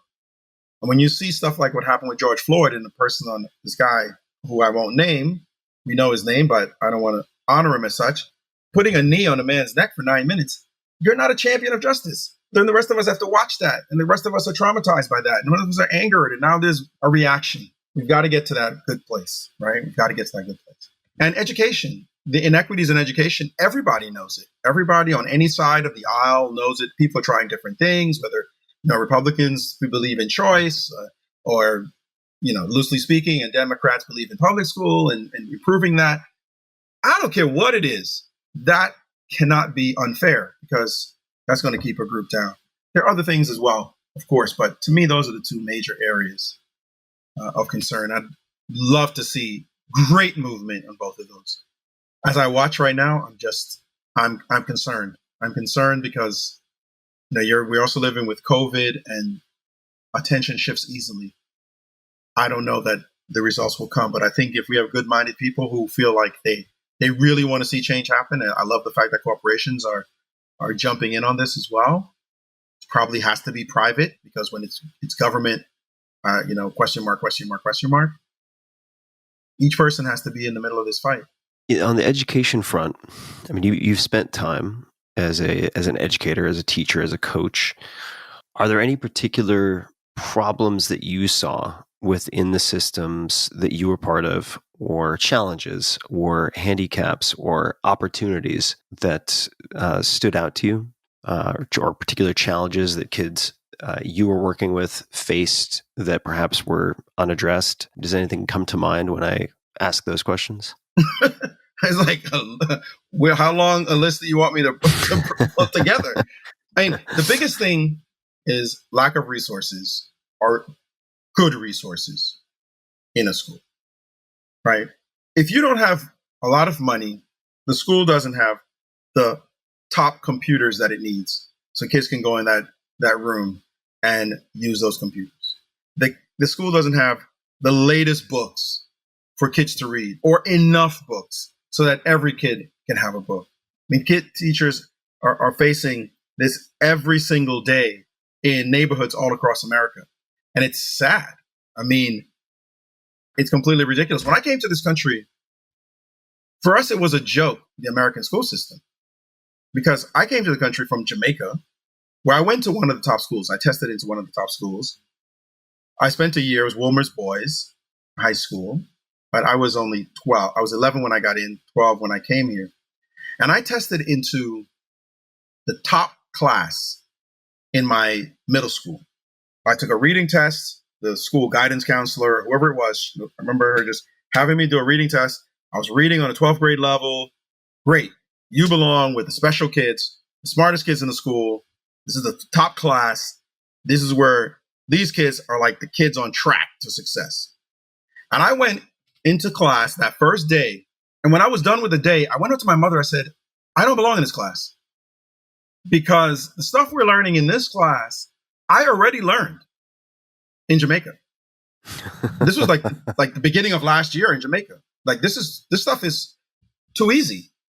And my mother, she didn't know how to work the system. She finally had kids like in school in America. So she gave me a report card to take to the teacher and to the guidance counselor. So I took it and I said, look, I was top of my class in Jamaica. And she's like, what is this? No, you are in the best class. You're 12 years old, 7th grade. You're in the best class. That's it. Now imagine that tiny Jamaica, tiny, poor, you name it, right, country of Jamaica is producing basic education or good education, that I'm in the best school in the hood, the best class, that is, the best class in the school. And these kids are woefully underprepared. And they're the smartest kids.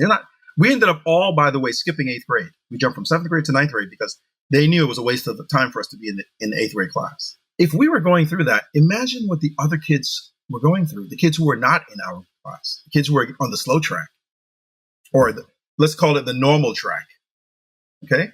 A whole generation of kids underprepared for the challenges that they had to face, and through no fault of their own. This is a systemic problem. And unless this is addressed systematically, then you continue to have this challenge in preparing our kids, the vast majority of kids, not the special few, for life in the 20th century, for elite jobs, for top leadership positions. It's unacceptable. And so to me, that's really where that gap is. And I don't know. I mean, it's obvious how to solve it. You just got to go in there and improve schools top to bottom. By the way, COVID has really exposed the inequities of this. My ex-wife is the head of a department that does quality control in the school systems. And when we're talking, she's just shaking her head saying, all of a sudden, everybody realizes how unequal it is, what kids are going through. Kids were supposed to be learning from home, but don't own a laptop. Or if they're home with 2 or 3 brothers and sisters, there's only one laptop in the house. So how are they all learning from the same laptop when there's only one in the home? And then they're dealing, if they do have it, with poor Wi-Fi because mom and dad can't afford that. There's just some basic inequities that are across the board that people are now having to deal with now that this pandemic has hit us. their eyes are open saying, oh my God, how are we going to teach these kids? And we're talking about potentially for the next year and a half, these kids are going to fall behind even further. It's heartbreaking. Yeah, it's a terrifying and awful prospect. And like you said, I think COVID and all of the recent events have act as a kind of a force multiplier on the pressure in the container and have shown the cracks, just how severe and how many of them there are. As you were talking, I want to mention two organizations that people might want to check out. They're not systemic solutions. In other words, they're not top to bottom fixes, but I do think they are of great value. One is donorschoose.org, which allows you to help provide resources to teachers specifically who are under-resourced with kids who need basic materials in many cases. They don't have books, they don't have pens. And Donors Choose, I'm very, very confident in. I'm very confident in both these organizations because I've been involved with them for a long time. The second is QuestBridge.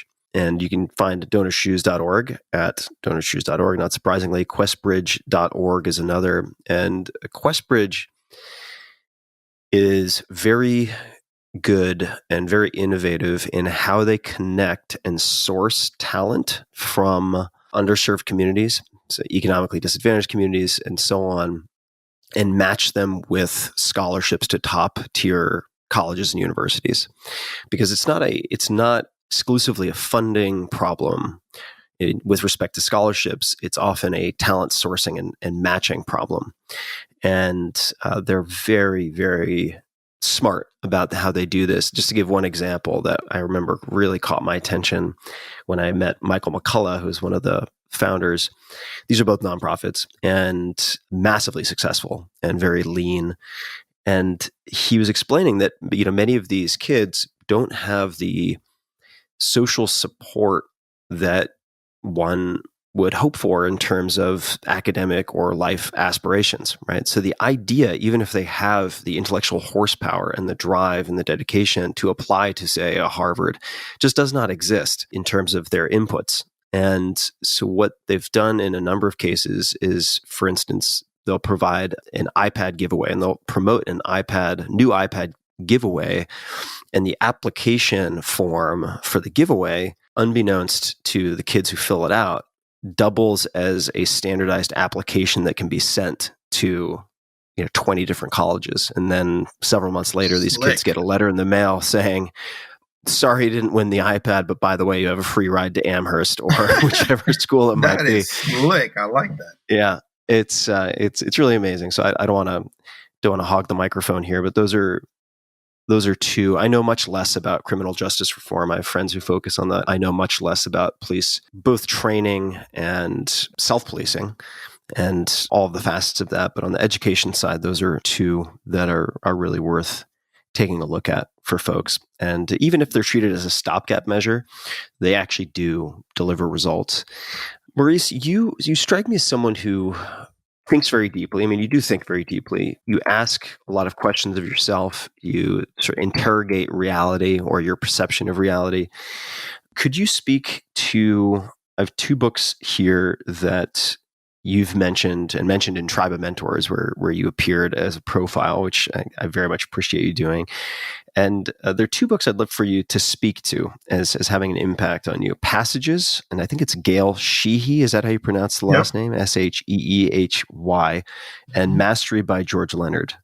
Could you speak to those two? Absolutely. Passages, I read that book as a late teenager, 18 or 19. I had just gone through a pretty rough period of changing. Actually, I can't even call it changing, literally dropping friends in my life because I felt like those friends weren't about what I wanted to do. And I felt I needed to go in a different direction. And so it was a lonely period for me, a transition between great friends and the next set of friends that I would have. And this book, Passages, was about the passages of a man's life. And so essentially, Gail Sheehy, she just went from a man from his teenage years, or his 20s, all the way to old age. Every decade, giving them broad strokes of what would happen to you as a man during those decades? Of course, you can't be specific. Everybody's going to have their own experiences, but by and large, you're going to go out and get work, and you're going to go out of school. You're going to go get work. You're going to try to establish yourself somewhere along the line. You're going to get a significant other. Eventually, you're going to have children. You're going to go through that father period. Someplace you're going to have a middle age crisis somewhere along the way. Your identity is going to shift a few times as you challenge yourself. And then at some point, you're going to become settled in who you are. You're going to come to a different level of acceptance. It's settled who you are and start to accept the world for what it is and your place in it. And then there's a certain kind of peace and comfort that comes with becoming older and recognizing life, a kind of wisdom that you get. I was fascinated by this. It was almost like she was analyzing life like a chess player, like analyzing it all the way down to the end game. And from that book, I wanted to have the wisdom of the 70-year-old and the 80-year-old. As an 18-year-old, I was like, wait a minute, if that's the end game, I want to have it now. I want to learn that now. So I've always respected older people. From that, it made me really respect older people because they were at a different point along the passage. And I wanted to listen to the older guys talk. Like, what's up? What's this like? What's that like? It just made me even more thoughtful, more wise about the journey. It doesn't necessarily solve the problem. It's not like when I was 25, I had it all down pat. No way. You have to go through it yourself. But it just helps so much to think about it in the long term and not just what's happening to you right at this moment. This too will change. The other book, Mastery, by George Leonard. George Leonard was an Aikido practitioner, and he brought the principles of Aikido into life in that small book and talked about mastery, the different obstacles to mastery. Folks who just want to get it done quickly, people who just want to hear the secrets, people who give up for various reasons, where the obstacles, where the traps you might fall into. But the biggest lesson of that book was that the journey was more important than the destination, right? And that you would plateau, that you would have to love the plateau. Sometimes on the path to mastery, you're just going to get stuck. You're not getting any better. You're working your ass off and you're not getting any better. What's going on? Well, it's not a linear trajectory. It's just not how it works. You just grow every single day. Sometimes you have to go, your studies and your work causes you to actually lose ability, lose specific efficacy because you're trying out new techniques. It's like Tiger Woods when he decided to reconstruct his swing, despite the fact that he was the best player on the planet. But he wanted to reconstruct his swing and maybe lose more tournaments. But at the end of that reconstruction of the swing, when all of it became natural, suddenly he was Superman. Like, what happened here? How do you do that? There was no complacency where he was. And that is because you have to enjoy that process and love the plateau. You may not be getting better, but as long as you're doing the work, everything's fine. Those two books really had impact. I have to say, the thing about me that I feel a lot in my life like I'm like Keanu Reeves in The Matrix. When like when you get the program. I'm laughing because so many people describe you as Morpheus. So I like funny that you identify with Neo. Yeah, I mean, it's like, you get the program put in and all of a sudden, I know Kung Fu, right? That line. Like, to me, when I read a book, that's how it is. I start reading a book and then I'm like, oh, damn, that makes a lot of sense. Got to make some changes, right? I'm very impressionable that way. Like, you tell me something deep. I mean, your book, 4-Hour Work Week, I mean, that was a riot. I mean, you wrecked my life for a while. Frankly, you literally wrecked my life for a while because I was looking at my life like, you know what? This man is right. And this life I'm living is unacceptable. Like, I can't do this anymore. This has to change. Everything about it has to change. And, when you got a wife and kids, the missus is not hearing that right. What do you mean 4-Hour Work Week? What are you talking about? you don't want to do what you're doing anymore. How are you going to get paid? You could get into some serious arguments, and I did, trying to just upend your existence because you just read a book by some guy who say, you only have to work 4 hours a week. But anyway, I really feel that it's important to be flexible, to embrace uncertainty. There's always been hallmarks for me. I don't really know. I'm just observing. This is what I'm thinking at the moment. It may change as I get more facts. I don't really know. I don't want you to know what I'm going to say before I say it, because I'm so predictable. I don't want to live in that strict level. I want to be the person you say, really? What made you change so much? Why are you living this life? And now I'm actually living that life, by the way. I got to that point where I'm doing exactly what I want to do. I have unlimited time. I choose the gigs I do. I'm traveling the world.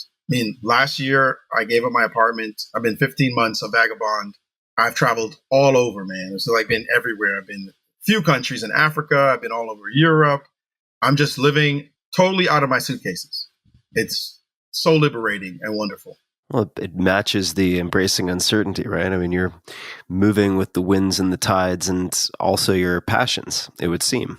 That's at least, absolutely. And it's also a nod to minimalism, because when you're living out of suitcases, they want it to be 50 pounds. Like, this is not 50 pounds. Take whatever's in here and put it in your small bag. It's like, I need everything that I have with me, man. What do you mean? Tim Ferriss says I'm supposed to have this. Well, I'm kidding, but you've got to deal with what you've got. And so my stuff is in storage. There's going to come a point where I figure out a place I want to be, my headquarters, if you will, a jumping off point, place my kids can come visit and put their feet up. But for now, it's just absolutely liberating to just floating and going with the winds. Although I got to tell you, that damn COVID breeze is no fun. That is putting a damper on the travel like nobody's business. And so I've got to respect that for now, at least, until we resolve this one. It does clip the wings a little bit. Might mean more time on the feet. Exactly. Or on the tires. Well, Maurice, I always enjoy spending time with you. And this has been a long time coming. I'm embarrassed that it took me this long. But I really appreciate you and the perspectives that you bring to bear. And also, you mentioned it almost in passing, but I think it's a hallmark of a partner that moves in lockstep with the curiosity that drives so much of what you love and also so much of what you're good at. And that is the willingness to say, I don't know. I don't know if you realize, you probably do, how uncommon that is. Right? People like to know. What I've observed in many of the people I respect most is, the more they learn, the more they realize they don't know. And I'm continually impressed by your willingness to say, I don't know, and not to use that as a sort of metaphorical armchair of complacency, but as a jumping off point, right? Those are like the starting blocks. And it's something that I admire a lot in you. And no doubt that's something that you've transmitted to your students and hopefully to a lot of people who are listening. So I really appreciate you taking the time to have this conversation. And I have one more question for you that I must ask, and that is, where does dancing and salsa fit into all of this? You gotta have fun, man. What do you mean? You've got to enjoy life. By the way, before I answer that question, there is a book called The Half-Life of Facts. The Half-Life of Facts by Samuel Arbesman. The subtitle is Why Everything We Know Has an Expiration Date. It's I like that. A great book for what you just talked about. Because what you think you know has become history 10 years ago, right? We knew Pluto was a planet. I still know Pluto is a planet, right? It's 9, not 8. Kids today already know, they've already incorporated into the system. They'll never make the mistake to call it a planet. Facts are changing under our feet, and we don't see it until it experiences its half-life.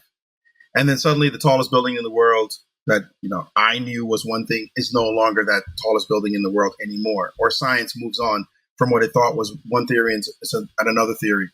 There's a certain predictability, in fact, to the life of so-called facts.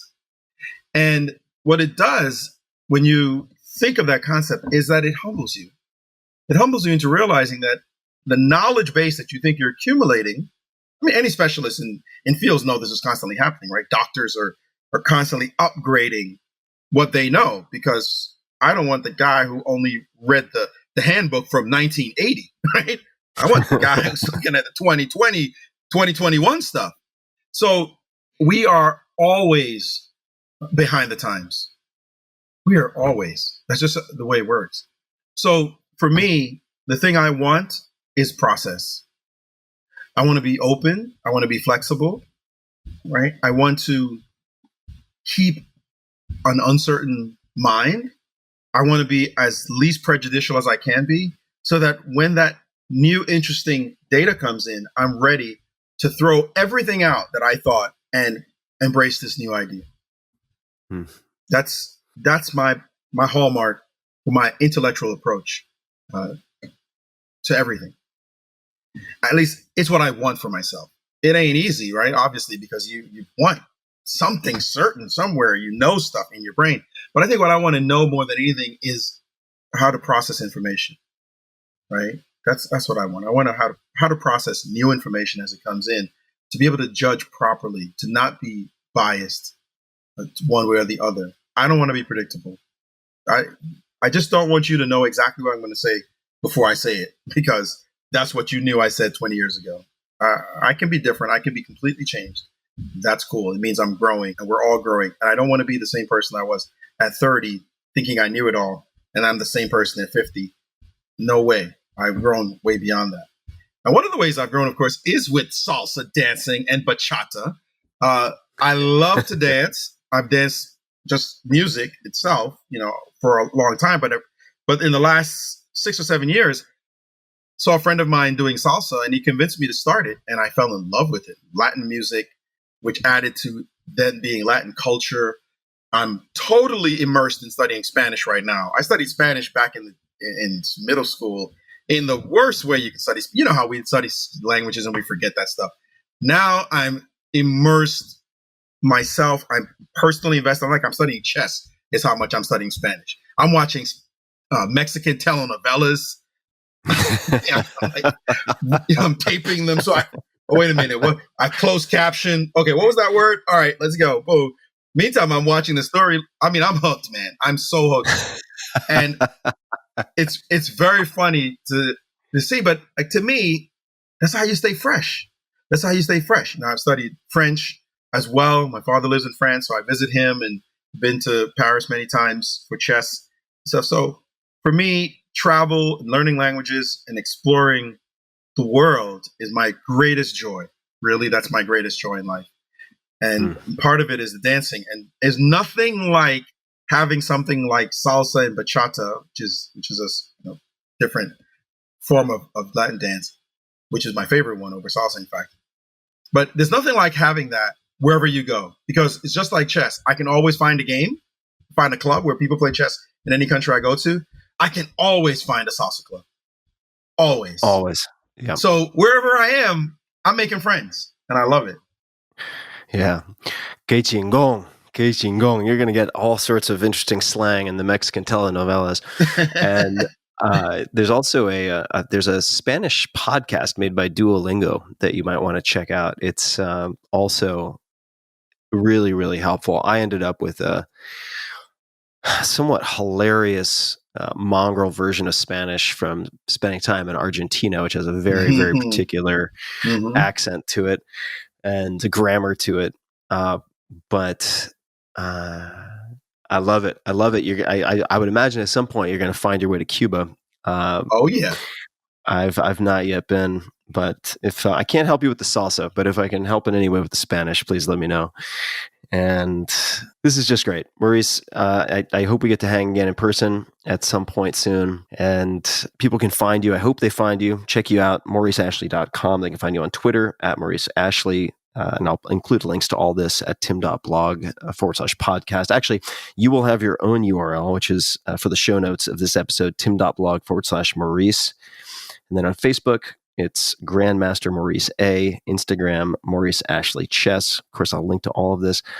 And I will also link to the video clip from the TV show where you are just in Jedi fashion going toe-to-toe with this trash talker in New York City in the park, which is just an incredible video. Everybody should watch it. It's one of my favorite pieces of television, and I'm biased, of course, because it was on the show, but it's just fantastic. So that I got to tell you, it's funny because the only reason I was in that park was because you were playing one of those hustlers yourself. And I remember when your producer said, Tim's going to study chess for 2 weeks and then go try to play one of those hustlers. And I was like, really? Good luck with that. He's in trouble. Yeah. And you had some trouble. You had your hands full with that guy. I had my hands full. Yeah. I had my hands full. That was not all these episodes turned out with me on top of a float going down a parade and after my victory lap. And also that episode included a disproportionate amount of ass whipping and receiving ass whippings, because not only was there the chess piece, which was just like jumping into the deep end without checking the depth head first. There was the jiu-jitsu piece at, Josh and Marcelo Garcia's school, and I just got manhandled. I got completely demolished. So if anyone wants to see all sorts of pain and injury, mental and physical, then that's a good episode. Maurice, is there anything else you would like to say before we wrap up? Only that I appreciate you, man. I appreciate what you're doing. Watching you over the years, seeing how you've remained intellectually curious, and the way you open up, your home, if you will, online. That is, with your hospitality to people to express these great ideas that they have. You are a connector and a revealer, and you do it through your intellectual curiosity. I think that's just a wonderful thing. So keep up the great work, and I'm grateful because you have influenced me so much. Like I said, you wrecked my life, but that's a good thing. I appreciate that. That's what I want from people I call my friends. I wreck, I need a nice life wrecking. That's a good thing. Like, just upend all the BS. Just come on, get that out of the way and get to the real stuff. That's what you want from somebody. So keep wrecking people's lives, man. Just keep doing it. It's a good thing. It's a good thing. I'm proud of you for it. Just reconstructing the swing. That's all it is. That's it. Call it what you want. Yeah, exactly. Well, I appreciate you as well, and really have enjoyed this conversation, and I know people listening will as well. I'll link to everything at tim.blog/Maurice. And I can't wait to hang in person soon. We can go dancing, maybe even speak some Spanish, depending on where we might find ourselves. And to everybody listening, as I mentioned, you can find the show notes for everything that we discussed at tim.blog/Maurice. And I wanted to read a quote before we go, which I was thinking of as you were speaking not too long ago, Maurice. And this is a quote that I used to open all of my public talks with for about a decade. And it is a quote from Mark Twain, and it applies right now and always on so many levels. And the quote is, "Whenever you find yourself on the side of the majority, it's time to pause and reflect." I think that applies certainly right now and is highly, highly relevant. So pause and reflect, question your assumptions, look at not just your own needs, but society's needs moving forward, because ultimately it's all intertwined.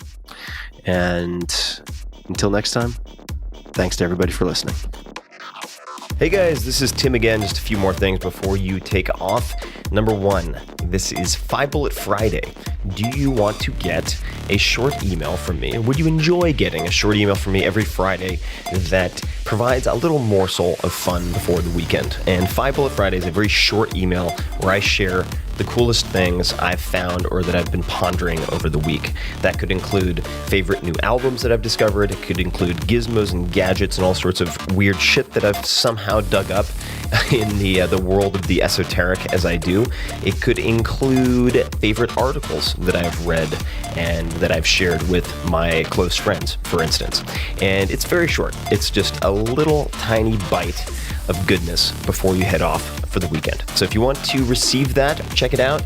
Just go to 4hourworkweek.com. That's 4hourworkweek.com, all spelled out, and just drop in your email and you will get the very next one.